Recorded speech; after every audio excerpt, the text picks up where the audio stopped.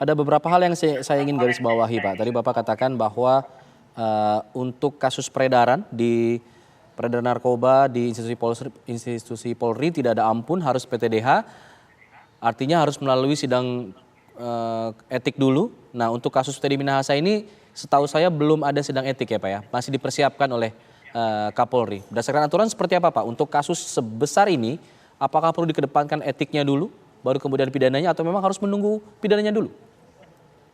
Ya, dalam kasus yang ditangani tidak hanya masalah narkoba ya, kasus yang lain juga bisa ada yang didahulukan etiknya, ada yang pidananya didahulukan. Yang jelas tidak mungkin bersamaan karena itu akan mengganggu proses persidangan pidananya maupun etiknya, karena saksi-saksi pasti akan dipanggil di persidangan etik maupun pidana. Jadi menunggu dulu.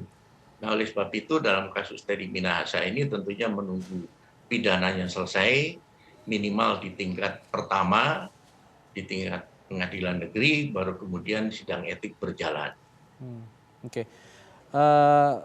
Sorotan selanjutnya adalah tadi Bapak katakan butuh pengawasan ekstra ketat untuk anggota-anggota polisi yang berpotensi bersentuhan langsung dengan peredaran narkoba yang bekerja di mengawasi klub-klub malam dan lain sebagainya. Ini pengawasan ekstra ketat seperti apa lagi, Pak, yang harus dilakukan? Karena faktanya kemudian tadi Bapak katakan ditemukan banyak, bahkan mungkin ratusan kasus serupa seperti ini di internal kepolisian. Ya, pengawasan yang diutamakan adalah pengawasan atasan, pengawasan melekat, karena atasanlah yang paling tahu kebiasaan, kemudian perubahan perilaku dari para anggotanya. Karena mereka yang secara intens setiap hari bertemu.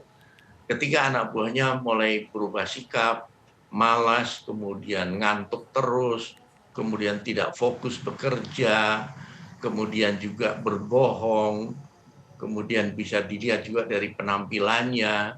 Nah, ini tentunya ketika ada perubahan, atasan harus segera waspada, melakukan pengecekan.